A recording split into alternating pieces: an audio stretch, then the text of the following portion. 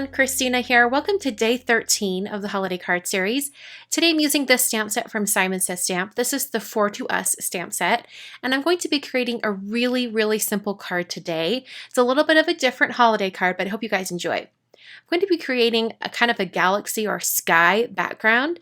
So I've taken some watercolor paper. This is Strathmore 140 pound watercolor paper. I've cut it to 5 by 5 and taped it onto a board. And I'm going to be using my Sakura Koi pocket filled sketch box today. It's basically your Sakura Koi watercolors, but it's in this small palette that's great for travel. I really like it because it's perfect for crafters because it doesn't take up too much space. And I've wet my watercolor paper here with some water, and I'm just going to drop in some colors. I'm not going to do a bunch of color mixing today. I'm mostly going to use colors straight from the palette. So I'm using a number 8 round brush. Any brush will do for this, really. I'm not doing any real detail work. I'm just adding in some drops of color. So I added some kind of teal and some purple and that magenta that I started with. I'm going to add a little bit of a blue, kind of a cyan-y blue color down in this bottom corner. And I'm just going to do a really small area, kind of like a line, kind of blob. I don't want any of these colors to touch. This is just going to serve as the undercoat layer for my galaxy background.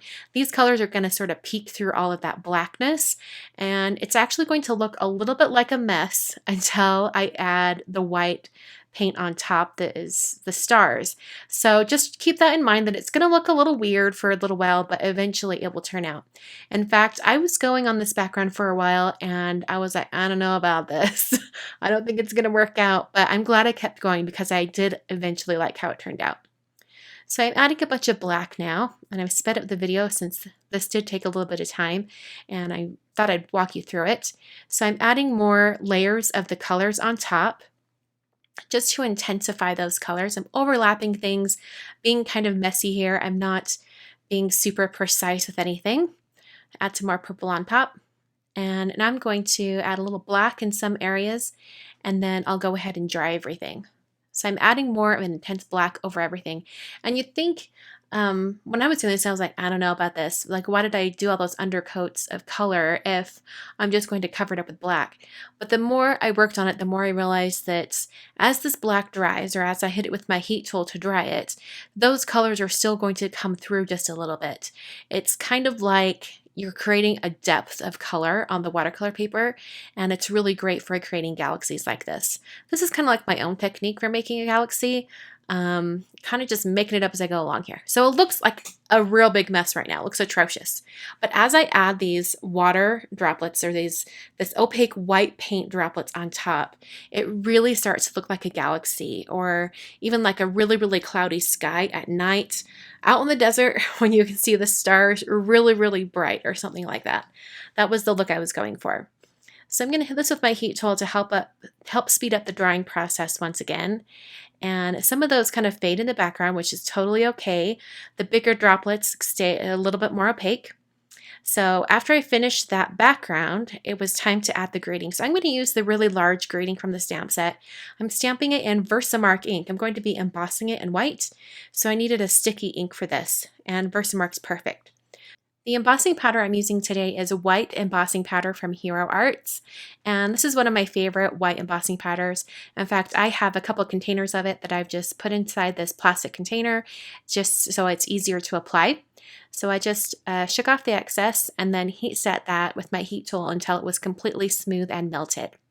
I then created my card base. This card is going to be 5 by 5, so I'm using some Basil Marshmallow cardstock, and I've squared that at 5 inches, and it's going to be a top folding card, but it's square, so it could go top folding or side folding, whatever you want. I've trimmed down that watercolor piece to be about 4 inches by 4 inches, and then put some foam adhesive on the back, and adhered that directly down onto the card front. And just to bring in some more of that white detail from the words, I went around the outside edge with my white gel pen to create a dashed line. And that's going to finish the card for today. Super simple and easy. If you wanted to create a bunch of these cards, you could just do the watercoloring all at once and then do all the embossing all at once. Thanks so much for watching today's video. I'll be back tomorrow with a bonus video.